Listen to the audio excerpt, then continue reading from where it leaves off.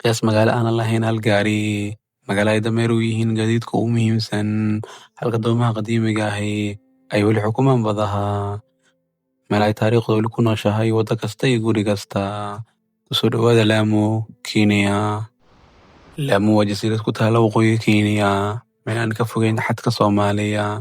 In ka badan 700 sano ay ilaalinaysay dhaqankeedii iyo muuqaalkeedii hore. Sababtaas awgeed waxaa loo aqoonsaday goob muhiim ah oo dhaxal adduun ah. Waxa ugu yaabka badan Lamu waa in magaalada qadiimiga aysan lahayn baabuur.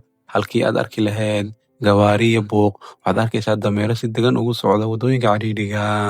Doomaha dhaqanka ee loo yaqaan dhow ayaa habka ugu weyn ee dadka iyo badeecadaha lagu kala qaado.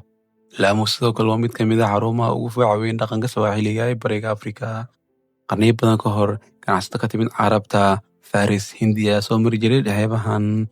Isdhexgalkaas ayaa dhalay dhaqan gaar ah oo ilaa maanta lagu garto Lamu. Maanta, Lamu waa meel ay dadku dunida u yimaadaan si ay u arkaan nolol aan si weyn isu bedelin qarniyo badan. Waa jasiirad ay taariikhdu weli socoto. Lamu maaha oo kaliya jasiirad ku taalla Kenya, waa meel waqtigu u muuqdo inuu istaagay.